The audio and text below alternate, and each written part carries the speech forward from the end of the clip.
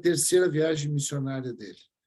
Paulo estava finalizando a terceira viagem, ele estava aqui, o destino dele era a Judéia, Jerusalém, e ele levava uma coleta de donativos, de verba, para irmãos que estavam em Jerusalém passando por necessidade. Então, ele estava indo até Jerusalém para deixar essa coleta, e depois a ideia dele era ir até Roma, passando por Roma, porque os olhos dele, na verdade, estavam na Espanha. A ideia dele era ir até a Espanha.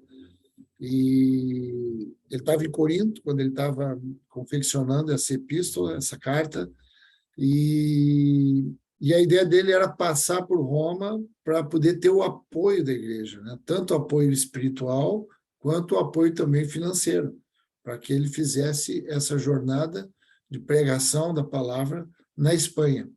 E ele não conhecia a igreja de Roma, né? Ele era conhecido da igreja porque ele já tinha ali ministrado em toda aquela bacia do Mediterrâneo, e ele era bastante conhecido, mas ele não conhecia a igreja, ele não era o fundador da igreja.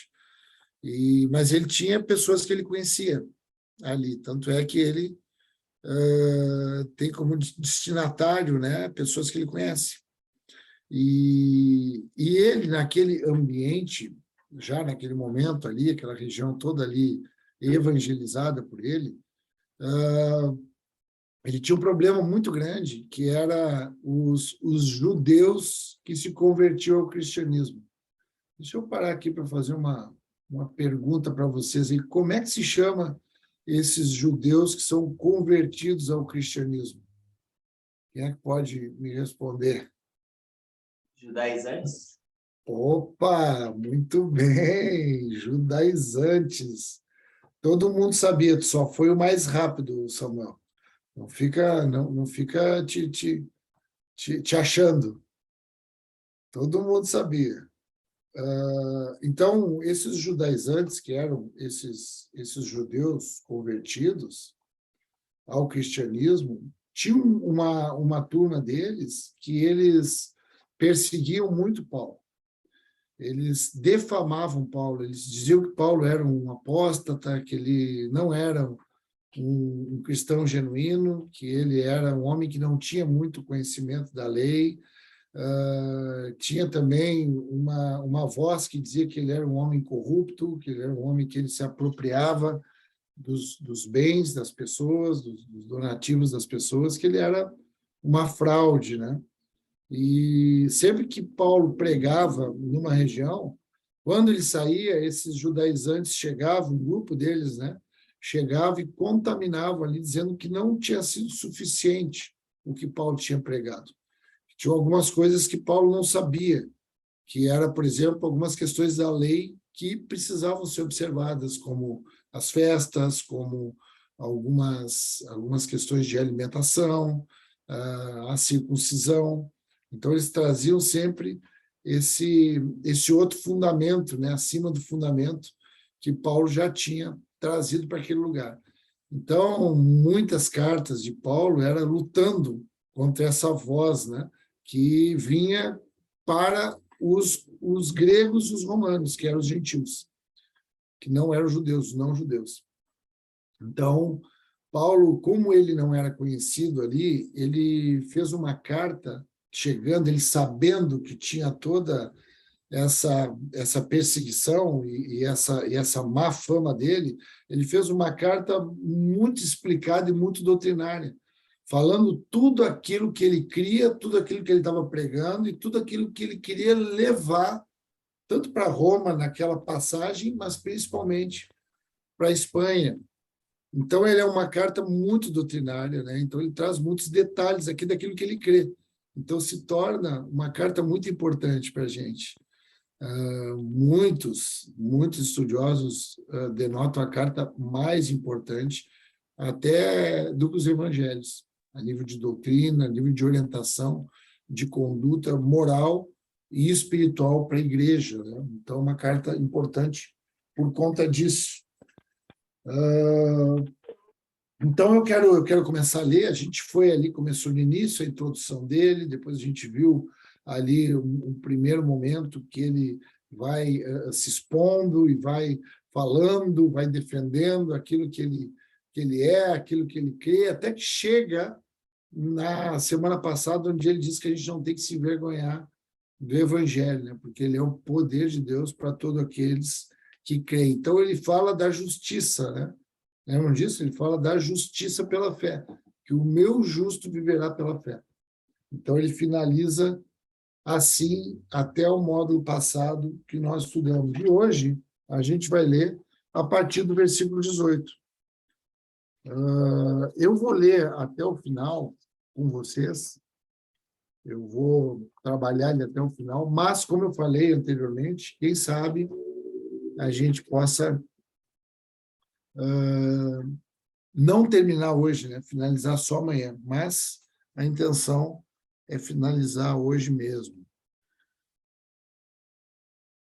Versículo 18, então, do capítulo 1, diz assim, na minha versão aqui, que é a transformadora, né? Assim Deus mostra do céu sua ira contra todos os que são pecadores e perversos. Então, isso é uma coisa que a gente vai trabalhar hoje. É sobre a ira de Deus. A gente vai falar um pouquinho sobre isso. Sobre a ira de Deus. Que por sua maldade impede que a verdade seja conhecida.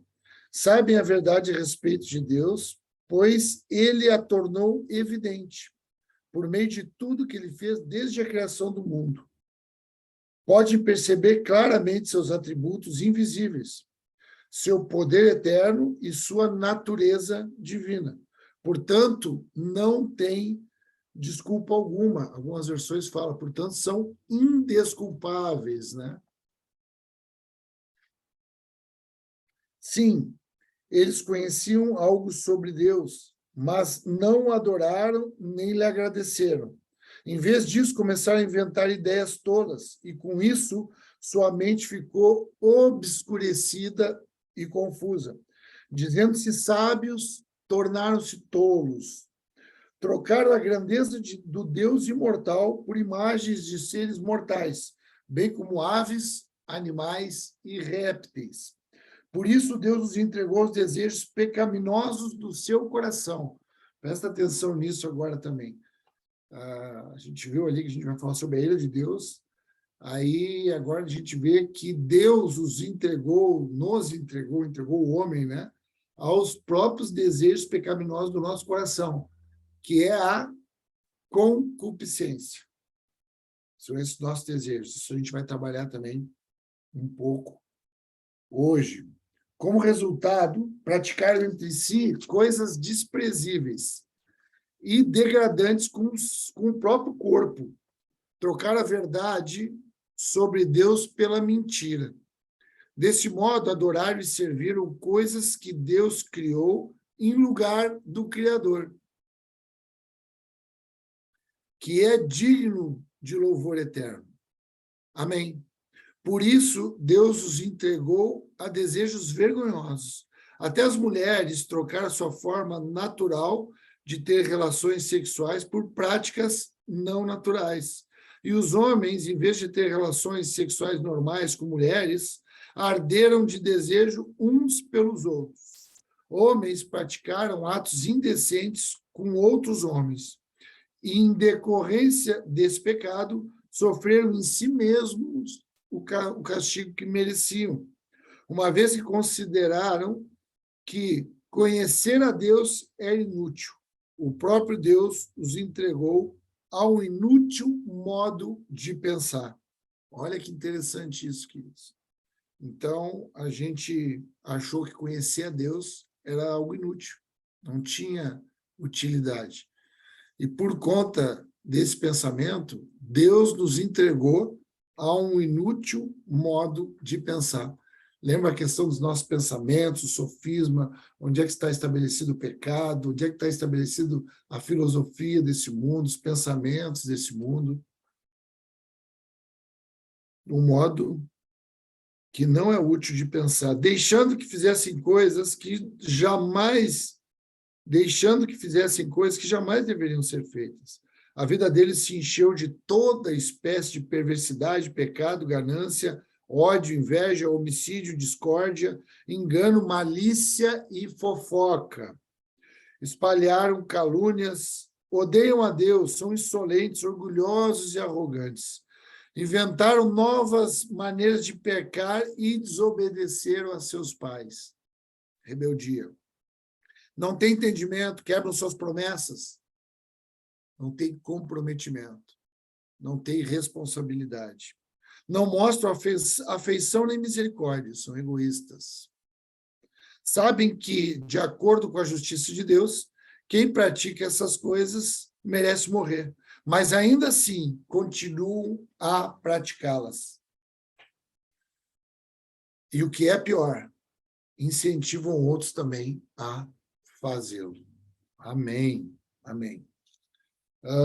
Queridos, então eu quero começar trabalhando aqui essa questão da ira de Deus, né? Que eles foram entregues à ira de Deus, né? Que Deus mostrou a sua ira do céu. Então a gente vai considerar Deus dos céus, né? Deus do mais alto e sublime trono.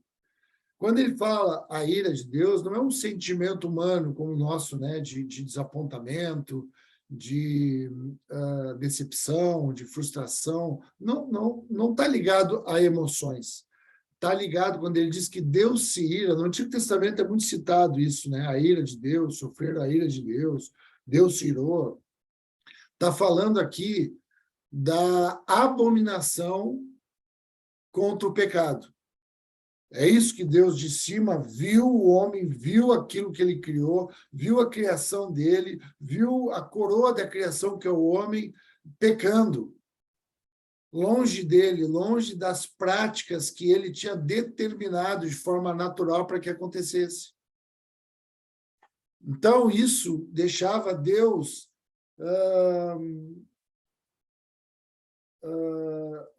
condenando toda a criação. Ficou todo mundo condenado por conta das práticas que eles tinham. Quando Deus viu, quando Deus enxerga a conduta, os pensamentos do homem, que eram pensamentos egoístas, pensamentos maus, ele abomina. A ira de Deus seria, ele não compactua. Ele não está de acordo. Ele não releva. Essa é a ira de Deus. Aqui está falando diretamente para os judeus, né? No capítulo 2 vai falar... Não, aqui está falando para os gentios, desculpa. Aqui está falando para os gentios. No capítulo 2, ele vai se dirigir mais diretamente para os judeus. Então, ele está dizendo que não há desculpa. Quando ele diz assim que são inculpáveis, que não há desculpa para eles, indesculpáveis, quando ele diz que não há desculpa, essa palavra indesculpável, no original, está ligado à palavra apologia, no sentido de defesa de alguma tese, né? Um argumento que defende alguma tese. Isso é uma apologia. Então, está ligado à apologia. Então, ele está dizendo, olha, o homem ele não vai ter como argumentar a seu favor.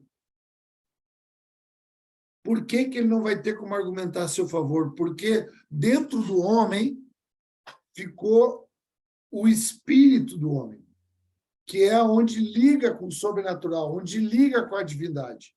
Por isso que todo homem ele é religioso. Quando um homem ele é materialista, ou ele é um ateu, e que ele se volta contra Deus, isso é depois que ele recebeu dentro de si essa relação com o místico, com o sobrenatural. Por isso que ele olha e ele se afeiçoa, ele crê, ele tem das mais variadas crenças. Isso está na vida do homem. Isso Deus depositou na vida do homem. Deus colocou na consciência do homem. Então, a consciência do homem, ela se volta para o sobrenatural. Ela sabe, de alguma forma, que há um ser superior. Ela sabe, nós sabemos, o homem sabe disso. E por conta dele saber disso, ele também sabe de forma inconsciente, mas na consciência, que ele está culpado. que ele está fazendo as coisas erradas, que ele não está fazendo as coisas como tem que ser feitas. Por quê? Porque Deus colocou essa consciência e também tudo que ele criou, toda a criação dele revela a natureza dele, revela o poder dele. Tudo aquilo que ele criou, para onde o homem olha, se o homem olha para as árvores, ali revela Deus. Se o homem olha para a fauna, ali revela Deus. Se o homem olha para as estrelas, ali Deus está revelado. Se o homem olha para as galáxias, ali no universo Deus é revelado. Por isso que na tribo mais longe que tiver, ali Deus está revelado. Ali Deus pode ser encontrado. Ali Deus pode ser visto. Então, por isso que o homem, por isso que tem, né, essas religiões que adoram os animais, que adoram a natureza, que adoram a mata, que adoram o sol, que adoram a lua, que adoram os animais, adoram a vaca, adoram o crocodilo lá no Egito, adora o rato lá na Índia. Porque isso é um impulso do espírito do homem querendo conhecer a Deus, buscando a manifestação de Deus. Por isso que todo homem ele tem fome e sede de Deus. Na essência, depois, na caminhada de experimentação, ele vai adquirindo outra consciência, outra mentalidade, que é egoísta. Mas a ira de Deus, quando ele fala a ira de Deus, é isso que ele está falando. Quando fala que ele está indesculpável, quer dizer que não vai ter argumentação para querer dizer que não conheceu a Deus, que não teve oportunidade. Ninguém vai poder dizer isso. Porque Deus ele se revelou em tudo que ele criou. E aí ele começa a falar, e é onde eu quero entrar hoje com mais dedicação, ele diz ali que quando esses homens se negaram a adorar a Deus, se negaram a reconhecer a Deus, esses homens começaram a inventar ideias tolas e a sua mente ficou obscurecida e confusa. Isso é muito visível na história e é muito visível hoje também. Pessoas com a mente escurecida, trevas. Quando fala trevas, é uma mente escurecida. É a visão escurecida.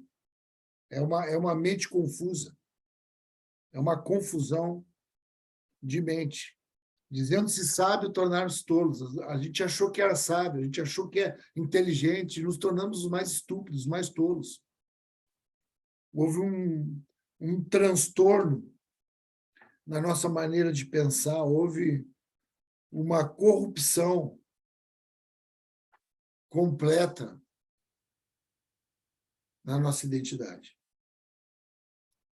na nossa capacidade de conceituar as coisas, as pessoas. Os valores se misturaram, se perverteram. Então, isso que aconteceu com o homem é o que Paulo está falando aqui nesse capítulo do livro de Romanos.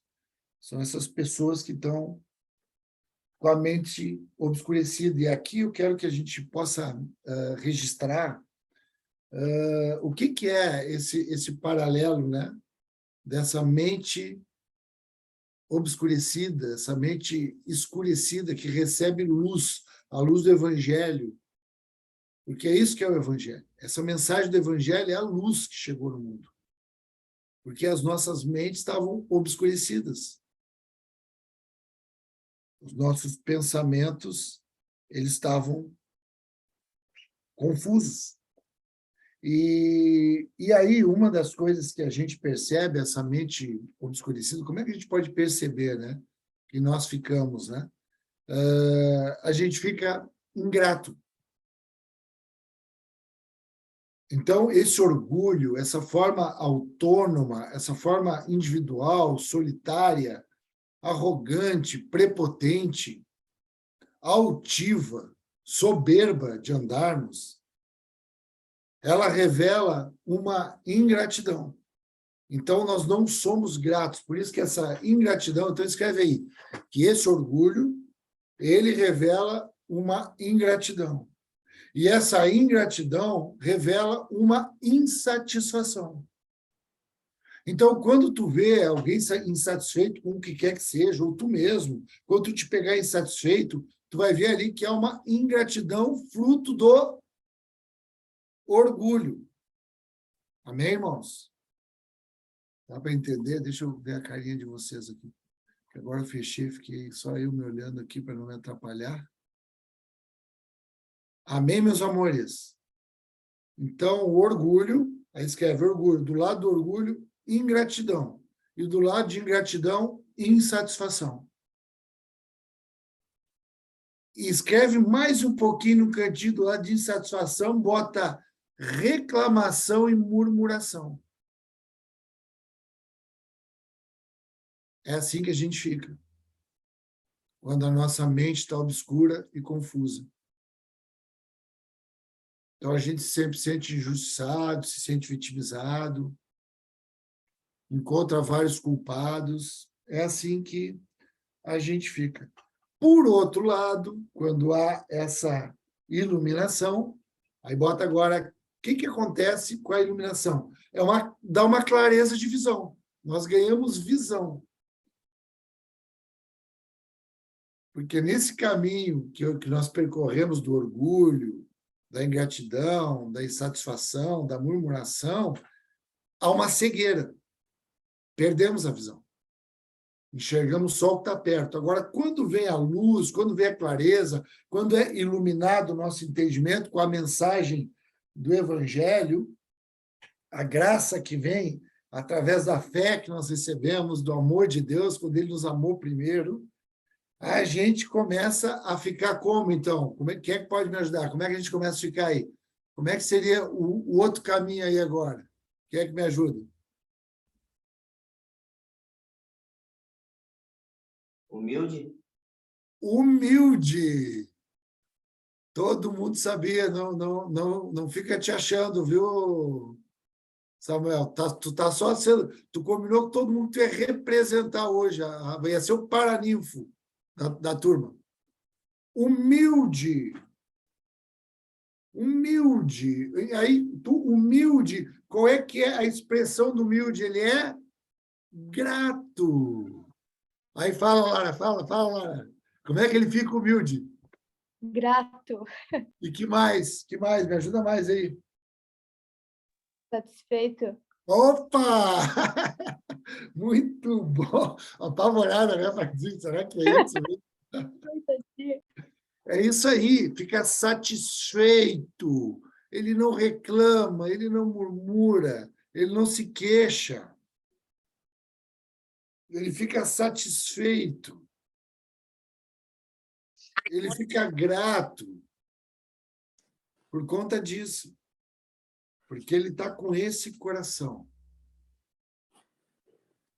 Porque ele está com o coração agora humilde. Amém, queridos? Deu para escrever aí as duas linhas de tempo?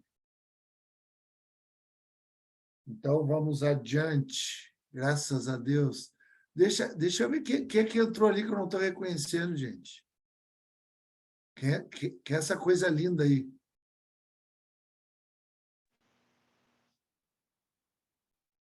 Quem é que me ajuda?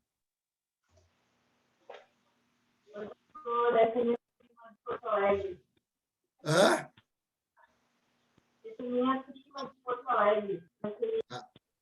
Tua prima de Porto Alegre. Pô, então apresenta para nós, Priscila. A Jaqueline.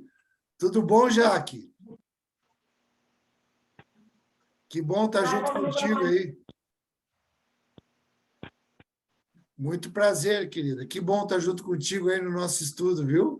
Fica à vontade. Obrigada. Tá bom, obrigada. Graças a Deus. Então, a gente ficando humilde, ficando grato, ficando agora, não somos pessoas agora insatisfeitas, ficamos satisfeitos, contentes, né, com tudo que a gente tem. Agora, a gente vai receber um ensino de como que isso aí vai se expressar até chegar ao pecado. Como que a gente tem chance, antes que o pecado seja consumado, da gente bloquear isso. Por isso que Paulo diz assim, lá no livro dos Efésios, ele diz assim, ó, irai-vos, mas não pecais. Ou seja, há um processo para chegar até o pecado que nós podemos bloqueá-lo. Que é uma parte do fruto do Espírito, que é o domínio próprio. Como é que a gente, se examinando a nós mesmos, nos examinando profundamente, a gente observa que está acendendo sinal amarelo, sinal de cuidado. Como é que a gente vê isso? Como é que a gente observa isso, né? Então, a gente vai ver isso. E só para ver isso que nós estávamos falando antes, que no versículo 23 ele diz, trocar a grandeza do Deus imortal por imagens de seres humanos mortais, bem como aves, répteis e animais. Então, isso é parte do panteísmo. O que é o panteísmo? O panteísmo é uma ideia filosófica que Deus é o universo. Então, tudo que está no universo pode ser adorado. Essa é a ideia do panteísmo. Pan quer dizer tudo, teísmo, Deus. Então, tudo é Deus. Amém? Escrevam isso, que eu acho que isso também é relevante e importante para vocês. Então, quando diz ali, né, essa questão do panteísmo, é ali, ó, vocês trocaram tudo. Então, em vez de olhar os animais, como Jesus ensina, olha os pássaros ali, aprende com os pássaros para não ficar ansiosos. Olha as flores ali, olha, aprende com as flores que elas estão te ensinando. Então, a gente não faz isso, porque a gente não tem esse acesso, então a gente começa a adorar essas coisas. Começa a criar ídolos a partir de coisas que são para revelar a divindade, mas não são a divindade. Então, a gente se confunde, acha que isso é a divindade, panteísmo. Tudo é Deus. Pan, tudo, teísmo, Deus. Aí, agora entra a partir do versículo 24, e até o final, ele diz que Deus entregou o homem, por conta dessa conduta, entregou os desejos do seu coração. E aqui a gente vai começar a entender como é que o homem ficou tão rebelde, como é que o homem ficou tão, por conta dessa mente confusa e obscura, como é que ele começou a fazer horrores. Começou a trocar tudo, começou a fazer com que o seu próprio coração determinasse o que ele ia fazer. Então, bota aí, o que tenta o homem é a sua concupiscência, o seu desejo. Então, concupiscência, o que é? É o desejo humano, é a sensualidade. Porque a sensualidade não está ligado somente ao desejo sexual, mas é o desejo sensorial, humano, do sentido, da carne. Isso é sensual, isso é tudo que é sensual.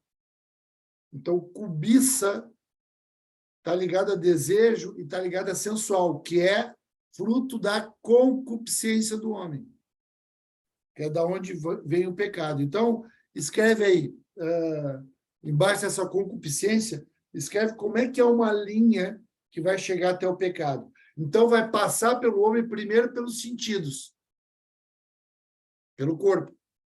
Então, vai passar pelas sensações. É aqui que começa. No nosso corpo é que começa.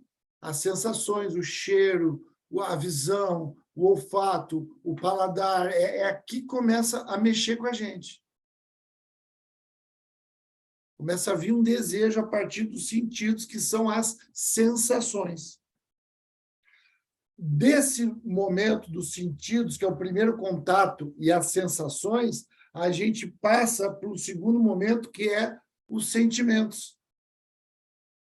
Agora, esse sentido, ele transmitiu para a nossa alma, para as emoções, e nós começamos a sentir agora esse sentimento. A partir daquilo que os nossos sensores absorveram do externo. São esses sentimentos. Aí tu começa, aqui que começam os desejos. O desejo não é quando tu vê. O desejo é quando isso que tu viu conecta com o teu sentimento, com as emoções. E aí começa o desejo, a desejar.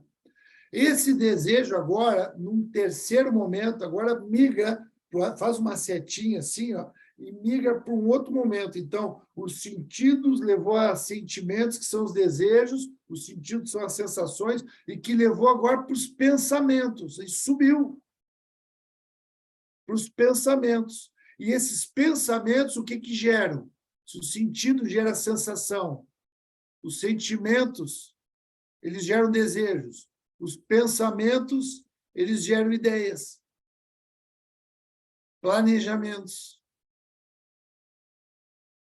Está entendendo como é que chegam as nossas ideologias? A Bíblia diz que quando o homem, no Antigo Testamento, se voltou contra Deus, a Bíblia diz que ele seguiu seus próprios pensamentos, seus desejos, a partir dos seus sentidos, das sensações que ele sentia. E aí ele começava a arquitetar ideias nos pensamentos.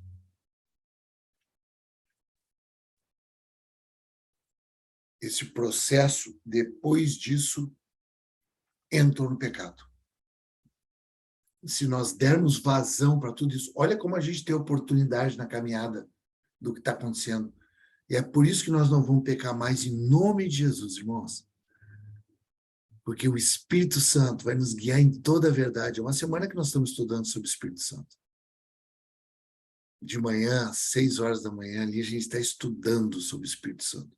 O Espírito Santo vai nos guiar em toda a verdade e nós vamos bloquear esse caminho que não vai chegar no pecado.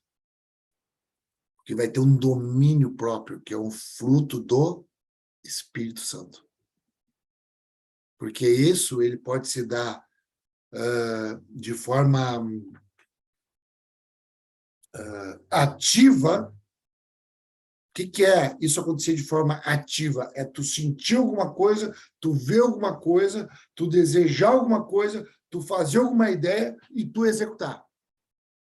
Então, é uma precipitação, é uma ousadia, é uma ação. Mas isso pode se dar também, presta atenção, de forma passiva. Como é que o pecado pode tomar esse ambiente psíquico e subconsciente por ignorância de forma passiva? Quando aquilo que tu vê no primeiro momento e que tu sente, a sensação que dá e a transmissão para o sentimento é medo. Aí, o que as tuas emoções, esses sentimentos, transmitem para o pensamento é preservação. Escreve isso, querido. Escreve isso em nome de Jesus. Escreve isso em nome de Jesus. E daí não é aquele ousado que faz, que se precipita, que é impetuoso, mas é aquele que é tímido. Por isso que a timidez é pecado, irmãos. Aleluia, nos ajuda, Espírito Santo. Nos ajuda, Espírito Santo, a não ser precipitados, imprudentes, porque a precipitação é imprudência. Esse ativo carnal, ele é imprudente. Mas esse passivo, ele é omisso. Ele é movido por medo, ausência de amor.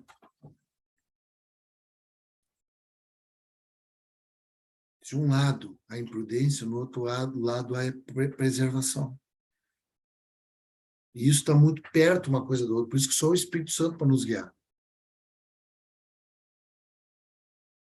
Porque, às vezes, essa preservação parece prudência. E essa imprudência parece voluntariedade, parece exposição, espontaneidade. Amém, irmãos? E aonde que a gente vê isso, assim, que eu queria ver o embasamento mesmo, assim, bíblico, né, para isso. A gente vê lá no livro, começa isso lá no livro de Vou ler primeiro Tiago, o que fala lá em Tiago. Vai falar a respeito até um tema que o Edu trabalhou com a gente, que falava sobre provação e tentação. Lembra disso? Que o Edu trouxe para a gente? Foi muito bacana. Então, lá no livro de Tiago, no primeiro capítulo, do versículo 12 ao versículo 15, Tiago diz assim: bem-aventurado o homem que suporta com perseverança a provação. Provação, a gente persevera, suporta com perseverança, porque depois de ter sido aprovado, receberá a coroa da vida, a qual o Senhor prometeu aos que o amam. Ninguém, ao ser tentado, diga: eu sou tentado por Deus. É diferente. Tentação, a gente foge. Provação, a gente persevera, a gente fica firme. Tentação, a gente foge. É José. Foi tentado ali pela mulher de Potifar, a gente foge. A gente resiste a essa tentação. Porque Deus não pode ser tentado pelo mal, e ele mesmo a ninguém tenta. Ao contrário, cada um é tentado pela própria cobiça, quando esta o atrai e o seduz. De que ele está falando aqui? Quem é que pode me dizer qual é a palavra que nós estamos estudando aqui que substitui? Ser tentado pela cobiça, ser tentado, Samuel Paraninfo. Concupiscência. Ah, lá o companheiro dele. Deixar um pouco pro meu colega. Aham, muito bem. Mas toda a turma vai ganhar boa nota, porque eu sei que vocês são só os oradores. Concupiscência, desejo humano, carnal. Aí que está a nossa tentação, é aí que vai vir as nossas ofertas, as ofertas. Por isso que nós precisamos conhecer as nossas inclinações, irmãos. Nós não podemos negar, o maior perigo é negar as inclinações. Nós precisamos conhecer para poder resistir, nos submeter a Deus, resistir ao diabo e ele fugirá de nós. Então, a gente precisa conhecer. Versículo 14, ao contrário, pela cobiça, aí no 15 diz: então a cobiça, depois de haver concebido, dá à luz o pecado, e o pecado, uma vez consumado, gera morte. Então, o pecado, depois de todo aquele processo de dar à luz, o que é? É uma gestação, é uma etapa, é um processo. Até conceber o pecado e a morte. O que é a morte? É o afastamento de Deus. A morte não é a morte física. A morte do homem é quando ele se afasta de Deus, porque ele fica entregue aí pelo próprio Senhor para a sua loucura, para a sua insanidade, porque daí há um escurecimento mental, uma confusão mental.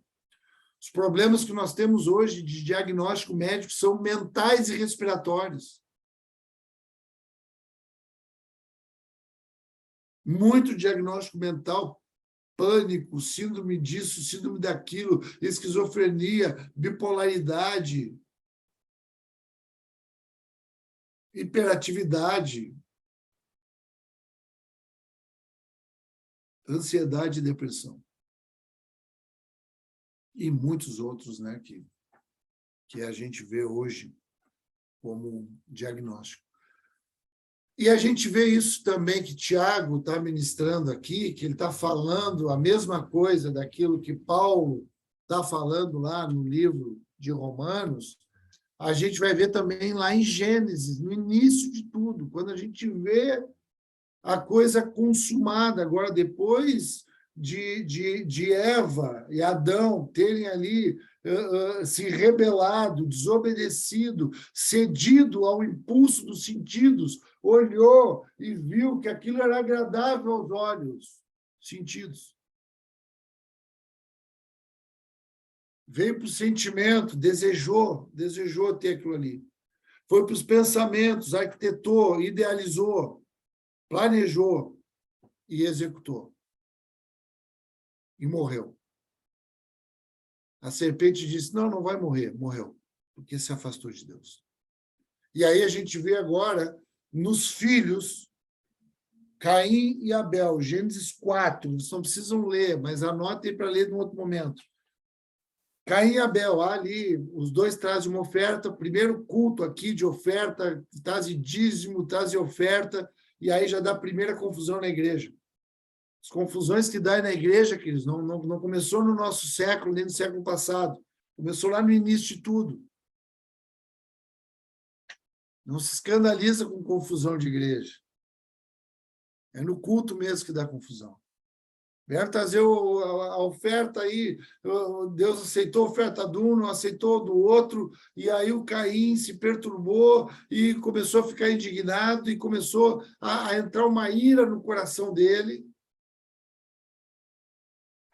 E aí ele já começou, aqueles sentidos lá de fora, começou a gerar um sentimento, um desejo de morte, de vingança, ele começou a arquitetar, a pensar como é que eu vou fazer, e aí Deus fala com ele. E aí a gente vai ver como é que a gente tem saída para isso. Como é que o Espírito Santo vai nos auxiliar para cortar esse caminho para chegar até o pecado. É quando, no capítulo 4, versículo 6, no 5 diz assim, mas para Caim e para sua oferta não atentou, e irou-se Caim fortemente e descaiu o semblante. E o Senhor disse a Caim, por que tiraste? Por que te descaiu o semblante? No versículo 7 diz, se bem fizeres, não haverá aceitação para ti, e se não fizeres bem, o pecado jaz à porta, e para ti será o seu desejo, concupiscência, e sobre ele dominarás. Mas ele não consegue dominar. Mas aqui está uma chave que dá para dominar.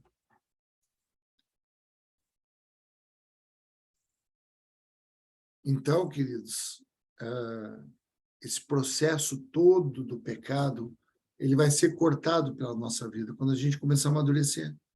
Por isso que tu não vai dar chance nem no início, nem para os teus sentidos. Quando houver uma sensoriedade, uma susceptibilidade a coisas que tu sabe pelo conhecimento, que não são de Deus. Por isso nós temos que estudar, precisamos ter conhecimento, que não é, nós já vamos conseguir cortar aquilo ali. Porque nós vamos estar cheios de palavra, porque o Espírito vai estar forte, porque nós vamos estar andando na comunhão, porque nós vamos estar usando armas espirituais e que vão bloquear, quebrar essas fortalezas sofismáticas que querem se instalar na nossa mente para nós começar a arquitetar planos que não são bons. E é isso que Paulo está falando. E para finalizar, para a gente abrir aqui também um espaço para a gente se ouvir um pouquinho aqui. Ele diz assim no 32, sabem que, de acordo com a justiça de Deus, quem pratica essas coisas merece morrer, mas ainda assim continua a praticá-las. E o que é pior, incentiva outros a também fazê-los.